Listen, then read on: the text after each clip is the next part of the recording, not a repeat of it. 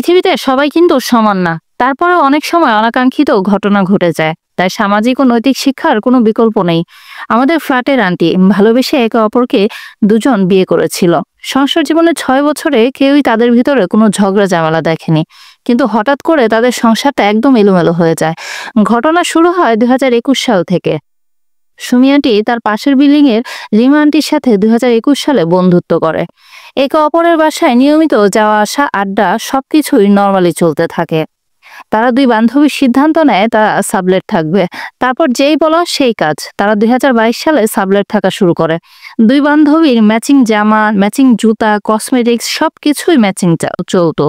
সুমি আন্টির হাজব্যান্ড মাসে প্রায় 23,000 টাকা ইনকাম করতো, আর রিমা আন্টির হাজব্যান্ড মাসে প্রায় 20,000 টাকা ইনকাম করতো। তারা দুজনে গার্মেন্টসের চাকরি করত। সুমি আন্টির ছিল লাভ ম্যারেজ, আর রিমা আন্টির ছিল arrange marriage. Sumi aunty Rima aunty দুজন প্রায় 1.5 বছর একসাথে এক বাসায় সাবলেট ছিল। সুমি আন্টির জীবনের সবচেয়ে বড় ভুল ছিল সাবলেট থাকা। 2023 সালের মাঝে সুমি আন্টি হঠাৎ করে খুব অসুস্থ হয়ে যায়, আর বাপের বাড়িতে কিছুদিনের জন্য বেড়াতে যায়। আর এই সময় রিমা আন্টির হাজব্যান্ডও গ্রামে যায় দরকারে। এর ভিতর রিমা আন্টির সাথে সুমি আন্টির স্বামীর খুবই একটা সম্পর্ক তৈরি হয়। গভীরতাটা অনেক দূর বেড়ে যায়। সুমি আন্টি যখন গ্রাম থেকে বাসায় ফিরে, তখন আন্টি এসে তার হাজব্যান্ডের আচার আচরণে অনেক পরিবর্তন দেখতে পারে। তিনি সুমি আন্টির সাথে সবসময় মিসবিহেভ করতো, পাশাপাশি ঘুমাতেও চাইতো না, একসাথে খেতেও বসতো না, আন্টিকে সবসময় ইগনোর করতো। এই ব্যাপারগুলো তিনি রিমা আন্টির কাছে শেয়ার করে।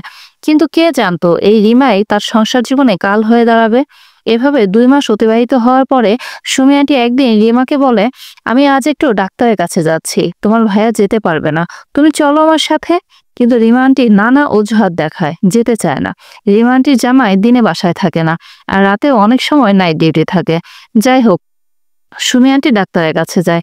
বাড়ি এসে দেখে মেইন দরজাটা খোলা। ভিতরে ঢুকে দেখে তার হাজবেন্ড আর বান্ধবীকে নিজ হাতে খাইয়ে দিচ্ছে, হাসাহাসি করতেছে দুজন। এসব দেখে সুমি আন্টি কোনো রিয়াক্ট করেনি, চুপচাপ থাকে। আর তিনি তাদেরকে এটা বুঝায় যে সে কোনো সন্দেহ করেনি। এরপরে তিনি তার বান্ধবী আর জামাইকে চোখে চোখে রাখে। একদিন আন্টি যখন রাতে ঘুমিয়েছিল, তখন তার হাজবেন্ড রিমা আন্টির রুমে ঢুকে দরজা বন্ধ করে দেয়। আন্টির হঠাৎ ঘুম ভেঙে যায়, আর তিনি তার জামাইকে খুঁজতে থাকে। তারপর রিমা আন্টি দরজা ধাক্কায়, কিন্তু রিমা আন্টি দরজা খোলে না। উনি বলে ওনার স্বামী ঘুমায়, কিন্তু সেখানে ওনার স্বামী ছিল না, সেখানে ছিল সুমি আন্টির হাজবেন্ড। সুমি আন্টি যখন ওনার হাজবেন্ডকে কল দেয়, তখন ফোনটা রিমা আন্টির রুমে রিং হয়। ব্যাস, ঝামেলাটা এখান থেকেই শুরু হয়।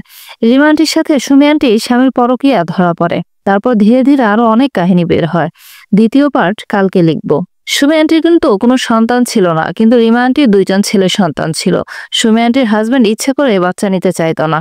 দ্বিতীয় পার্ট পড়তে চাইলে অবশ্যই কমেন্ট বক্সে জানিয়ে দিবেন। জীবনে আর যাই করুন না কেন, কখনোই কাউকে অন্ধভাবে বিশ্বাস করতে নেই। আর স্বামী স্ত্রীর সম্পর্কটা খুবই পবিত্র সম্পর্ক। আপনি যখনই তৃতীয় পক্ষ কাউকে সুযোগ দিবেন, তখনই দেখবেন আপনাদের সম্পর্কটা ভেঙে যাবে। আর তৃতীয় পক্ষের সুযোগ কিন্তু বাইরের কেউ দেয় না, হাজব্যান্ড ওয়াইফ যে কোনো একজন সুযোগটা তৈরি করে দেয়। এই জন্য নিজেদের মধ্যে মেলবন্ধনটা সবসময় অনেক বেশি ভালো থাকতে হবে। আর এরকম কাউকে আমাদের ভিতরে অ্যালাউ করা যাবে না যারা হচ্ছে সম্পর্কটাকে তৈরি করে। বেশিরভাগ যে পরকীয়াগুলো শুরু হয়, সেগুলো কিন্তু শুরুই হয় বান্ধবী থেকে, বন্ধু থেকে। এই কারণে সবকিছু একটা লিমিটের ভিতরে রাখা ভালো। বন্ধু বান্ধবী থাকা ভালো, তবে সেটা লিমিট পর্যন্ত। কারণ নিজেদের মধ্যে যদি এই সমঝোতাটা না থাকে, তাহলে সম্পর্কের যে মেলবন্ধনটা থাকে সেটা কিন্তু নষ্ট হয়ে যায়। আর সেখানে যদি স্বামী স্ত্রীর মাঝখানে সন্তান থাকে, তাহলে কিন্তু সন্তানরা এগুলোর শিকার হয়। কারণ সন্তানরা খুব ভালো করেই খেয়াল করে তাদের বাবা মার মধ্যে সম্পর্কটা কিরকম। একটা সন্তান যখন দেখতে পারে তার বাবা মার মধ্যে সম্পর্কটা অনেক ভালো, তখন কিন্তু একটা সন্তানের ভবিষ্যৎ অনেক উজ্জ্বল হয়। একটা সন্তানের মানসিক ক্ষমতা তখন অনেক বেশি ভালো থাকে, মানসিকভাবে সে অনেক রিল্যাক্স থাকে। একটা সন্তানকে ভালোভাবে মানুষ করার জন্য স্বামী স্ত্রীর মধ্যে ভালো সম্পর্কটা অনেক বেশি গুরুত্বপূর্ণ। এই কারণে আমাদের সবসময় উচিত নিজেদের মধ্যে সম্পর্কটাকে ভালো রাখা, এরকম কাউকে বিশ্বাস না করা যারা বিশ্বাসের অবমূল্যায়ন করে।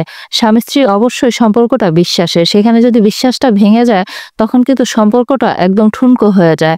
আর তখন স্বামী স্ত্রী আলাদা হয়ে গেলে বাচ্চারাই সবচেয়ে বেশি সাফারার হয়। কারণ বাচ্চারা তখন একটা ভাঙা সংসার নিয়ে তাদের পুরোটা জীবন কাটিয়ে দেয়। তারা জীবনে কখনো ভালো কিছু করতে পারে না, সারা জীবন মানুষের কথা শুনে আসে। এই কারণে সবসময় আমাদেরকে অবশ্যই সতর্ক থাকা উচিত যে কাদেরকে আমাদের জীবনে অ্যালাউ করা উচিত আর কাদেরকে আমাদের জীবনে অ্যালাউ করা উচিত না। আশা করি আপনাদের কাছে গল্পটি ভালো লেগেছে। গল্পটি ভালো লেগে থাকলে অবশ্যই পুরো গল্পটি শুনবেন। বর্তমান সময়ে পরকীয়া ব্যাধিটা খুব মারাত্মকভাবে বেড়ে গেছে। সেটা যেমন দেশের ভিতরে, তেমন গ্রামের ভিতরে, তেমন বিদেশেও। আসলে কি আমাদের একটু সচেতন হওয়া উচিত। যেকোনো সম্পর্কে অবশ্যই সম্মান থাকা উচিত। অবশ্যই নিজেদের প্রতি ভালোবাসা থাকা উচিত। অন্য কাউকে সুযোগ না দিয়ে পরকীয়া করে নিজেদের সম্পর্কটাকে নষ্ট করার কোনো মানেই হয় না। যখন কেউ পরকীয়া করে তখন তার কাছে নিজের বউটা রেখে, নিজের স্বামীটাকে রেখে অন্যর বউ আর অন্যের স্বামীকেই ভালো লাগে। কিন্তু এই জিনিসটা করা কিন্তু মোটেও ঠিক না। আমাদের ইসলামে কিন্তু এই জিনিসটা একদম অবৈধ। মানুষ যখন নিজের ধর্ম, নিজের নৈতিকতা এই জিনিসগুলো যখন ভুলে যায় তখনই মানুষ এরকম অপকর্ম করে। এই জিনিসগুলো কখনোই ভোলা উচিত না। আর পরকীয়া কেবল সংসারটা শেষ করে না, পুরো একটা মানুষের জীবন শেষ করে দেয়। এই কারণে পরকীয়া নামক জিনিসটা থেকে আমাদেরকে সবাইকেই দূরে থাকতে হবে। আমাদের সবারই উচিত এসব জিনিস এড়িয়ে চলা। কারণ আমরা এই জিনিসগুলো যতদিন পর্যন্ত বাদ না দিব ততদিন পর্যন্ত এই জিনিসগুলো আরো ভয়াবহ আকার ধারণ করবে। সন্তানরা এর ফল ভোগ করবে।